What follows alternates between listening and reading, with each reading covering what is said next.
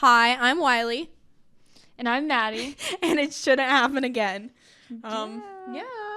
Maddie's very busy right now, so I'm like, I just got my schedule for next week, and I'm serving 5 days, and I've had 2 serving shifts, and now I'm just all serving. She's gonna make and bank. I'm flipping out. Mm-hmm. That's what Madison just said. Yeah. But yeah, we're gonna get into it today because we have a time limit and we gotta do this. We have a big case too. Mine's a big case. Hers, I don't think is. Mine is not super long. It's 6 pages. But it's not bad. Okay. I talk fast. On Wednesday night, I closed serving. I've had 2 serving shifts.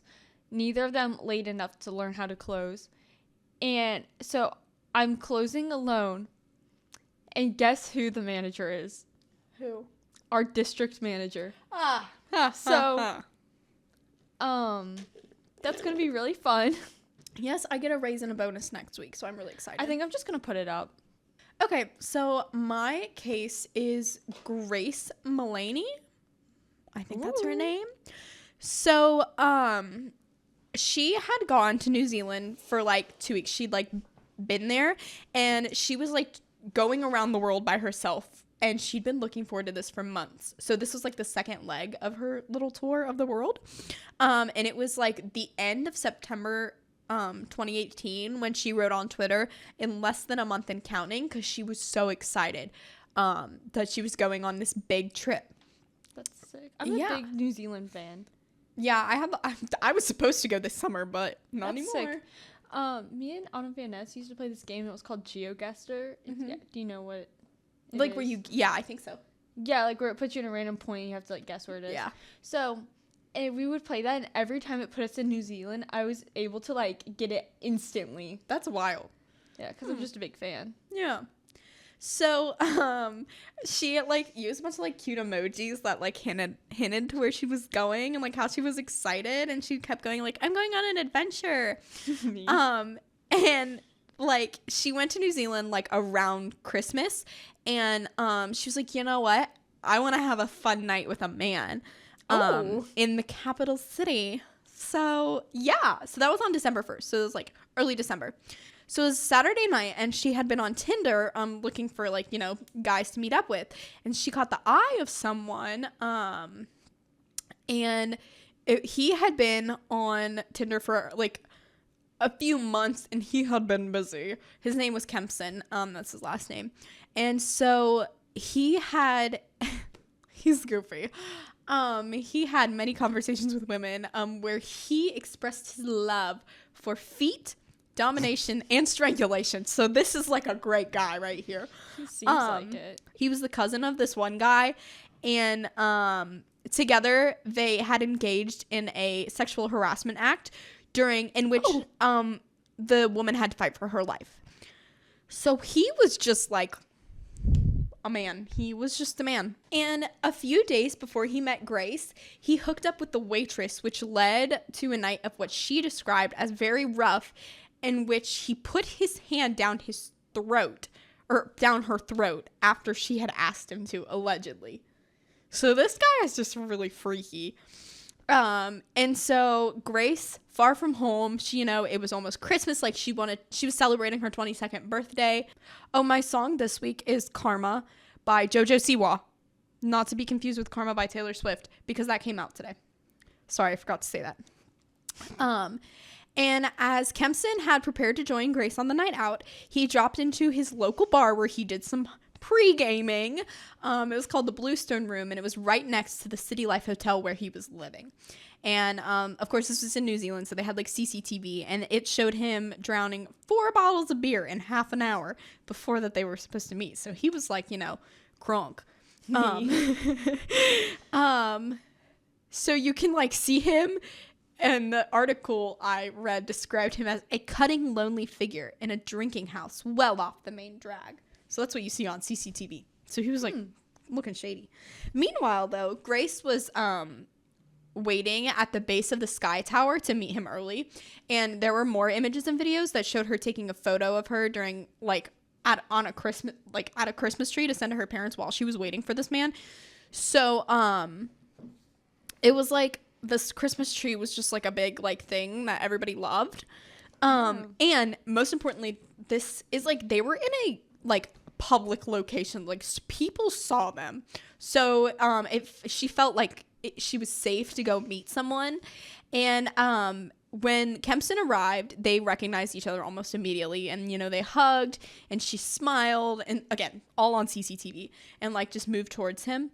And their first stop on their date was this burger restaurant and a bar, and it was like on this complex called Sky City.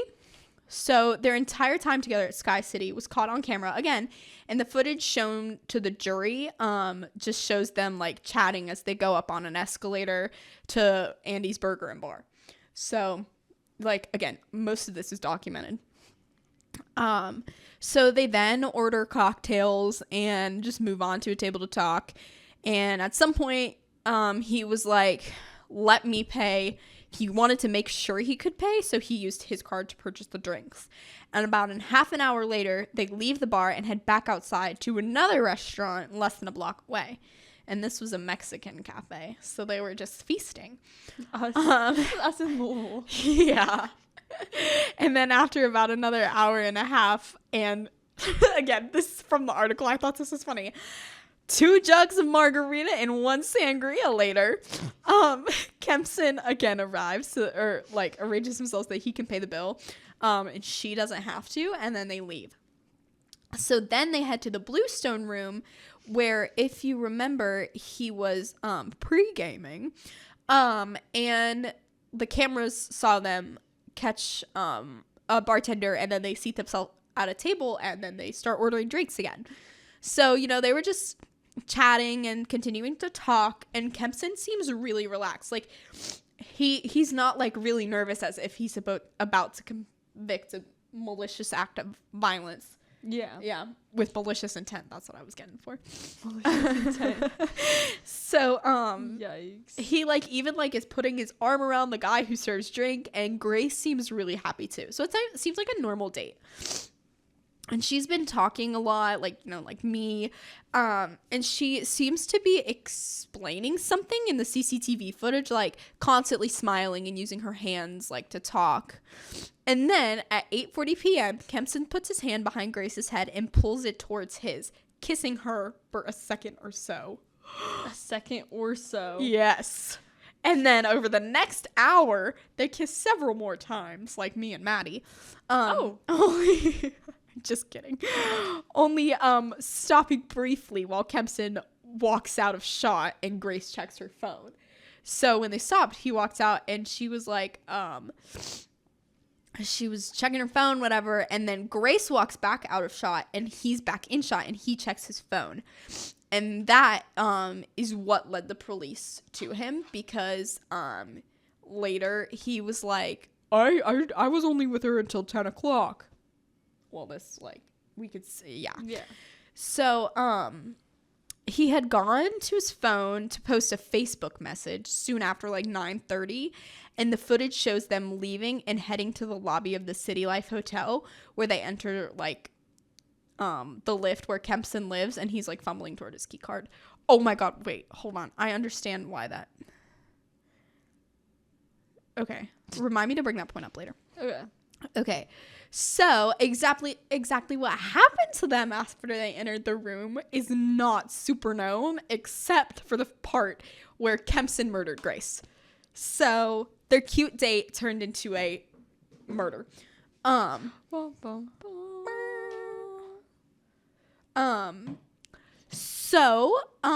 What is known from these facts is that he did not call anyone or ask for any help when she died, and there was no 911 call. Instead, though, at 1:30 a.m. on Sunday, Grace lay dead in his room. So Kempson carried out a number of internet searches, which indicate how unconcerned he was about his death. Like, he was actively like plotting to conceal it. Like, they pulled up his search history, and on his phone he looked up hottest fire in Waikatir Ranges. I think that's how you say that. And that's where he would try to bury Grace, in a shallow grave. And then he proceeded to look up adult content and pleasure himself. What the freak? Yeah, and he took 7 intimate photos of Grace's dead body, including close-ups and manipulating her body to do whatever he wanted. And then Ew. he went back to bed. And the following morning, Grace was still laying dead on the floor. So that morning when he woke up, this dead woman is in his floor.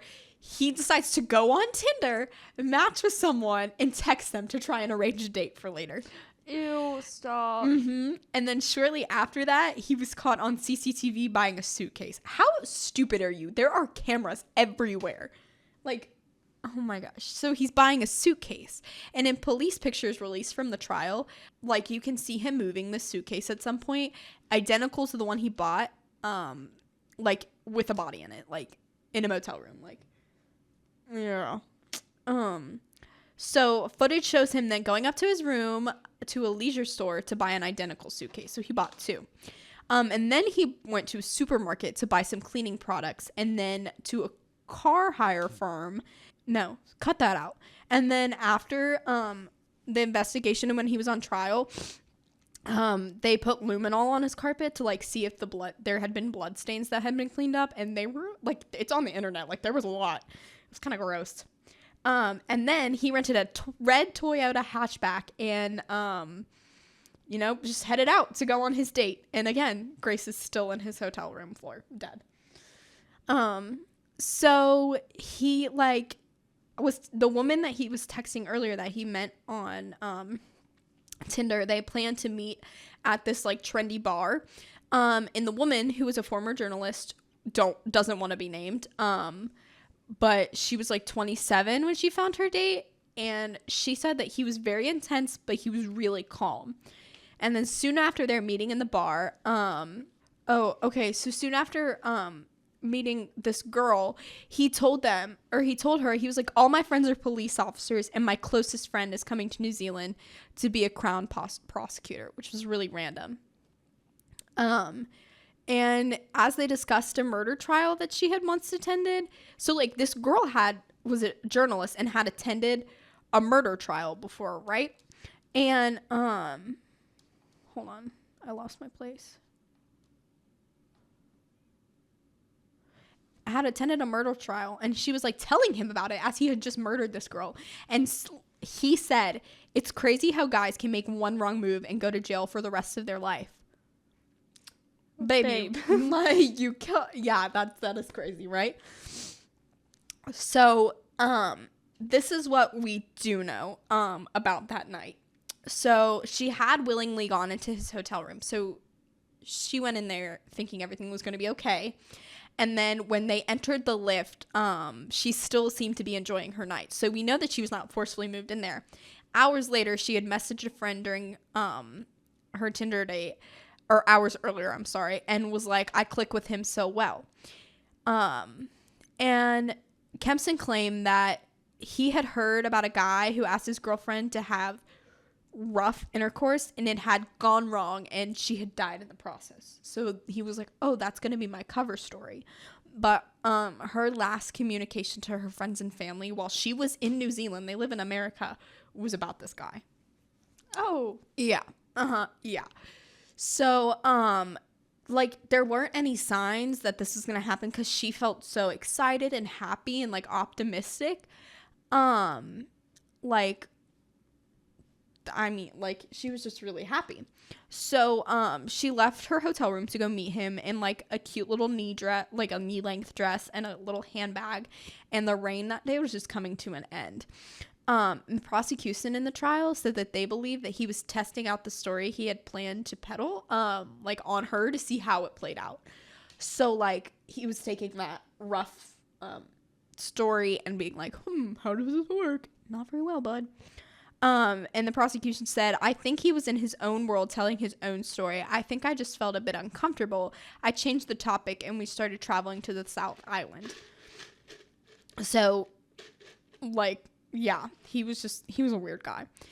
He continued to tell a number of lies in the course of their conversation, and she became really uneasy. Okay, so that was pulled from the prosecution of another conversation that he had with another woman.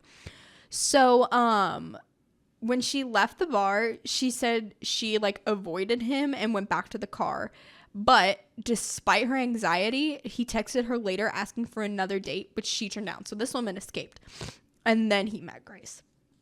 So after they got back to his room at about 5:45 on December 2nd, he hired a machine called Rug Doctor to help clean his carpet up thoroughly. And he was like, oh, it's a red wine stain when it's blood, which doesn't make any sense to me. Like, that's definitely two very different things. Yeah, I feel like, okay, whatever.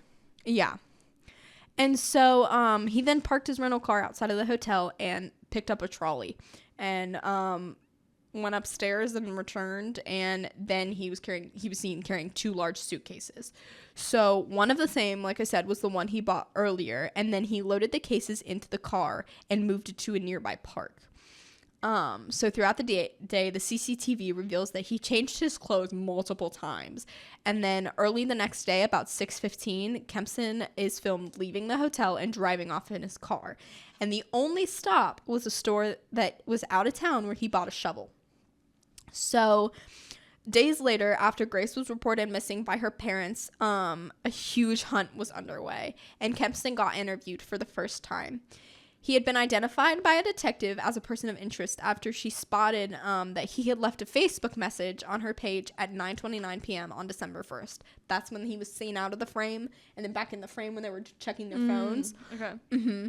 So just 11 minutes before they left the Bluestone room, he went up to his room and he wrote "beautiful, very radiant" under Grace's updated profile picture. So, they were like, this guy, like, who is this? And then they saw all the footage on CCTV and stuff. So Detective Diana Levinson sent him a message and asked him to get in touch. They spoke the next morning, and the killer told her that he had met Grace, but they parted at 10 p.m. on the Saturday, and that was the last time he saw her. But another detective ended up ringing him to arrange a meeting, and he was like, I'll come in and get a formal statement, like, later. But before he came in, he was spotted by another officer in the City Life Hotel, and they didn't expect him to see, like, they didn't expect them to see him. They didn't expect to see him there, and they were like, oh, that's kind of suspicious. But that doesn't make any sense because, like, he lives there. Yeah. And so he, like, ran, like, when he saw the police, and they found him in a shop nearby, and they were like, okay, bud, time for your interview. So he went with them. And he described the night that they had spent together, but he stuck to the claim that he left her by 10. In the meantime, police acquired the CCTV footage from the hotel and proved he was lying. But by the time of his second interview, he had no choice but to admit to killing Grace. And again, relying on the excuse that it was an accident during, And he was like, well, she wanted me to choke her. And it was her fault. And what is this? They were like, okay, the jury was like, okay, so obviously you're guilty because you're crazy. And he was described as a sociopath who made some of the women he met and communicated on Tinder with highly uncomfortable. He's such an idiot. He's literally such a man. Oh my God. It later emerged that he took down another British tourist on a Tinder date before bringing her back to his motel room 8 months before he had killed Grace. So he had sexually assaulted the tourist, who was 21, and she has, like, major PTSD. Like, she was crying on the bed, frozen with fear, because she refused. And she kept that attack secret until she recognized Kempson in the media coverage from Grace. And then, for a long time after, she said that she had woken up crying and screaming and with, like, flashbacks and nightmares because of everything he did to her. And she said, every time I went to sleep, I'd see your eyes popping out of your head with anger staring at me. And then another woman whom he had also communicated on the internet with was, like, wary of meeting him, but shared a series of messages in which he detailed sexual preferences. She said that he had admitted to her why he enjoyed doing what he did, and the witness, whose identity is protected, said he said it was because it made him feel more superior and in control. So his desire for domination, as the prosecution asserted, is what made Grace die, basically. And in another trial, he was convicted of terrorizing his live-in girlfriend over a period of months. So his live-in girlfriend, like yeah. a live-in nanny, like yeah, that's what it's described as. So he subjected her to many violent assaults. He once threatened her with a butcher's knife and then forced her into humiliating acts of intercourse after telling her that he's like, I've been sent by the CIA to kill you. you should see Wiley. So she is just like, she's cheesing right now. Like she's I think so it's happy. so funny. I cried a lot this morning. I've had a rough morning, so I didn't get my chicken. And I've been sent by the CIA to kill you. And I'm I like, think that's so funny. it's hilarious. But anyway, he was jailed for 17 years to run concurrently with another 2 sentences of 11 years. 2 sentences of 11 years. So, yeah, that's it. I talked really fast. Yeah. Okay. Well, that's all from today. Yeah. Shout out to Jojo. I learned your dance. If Jojo Siwa listens to our podcast, my life will be complete. Yeah, I think we should like send it to her. Can we? I think that's a good. That's actually she might answer if we DM her and email her. Yeah, so true. But yeah. Okay. That's all. Okay. I'm Wiley. I'm Maddie. It shouldn't happen again. Woo!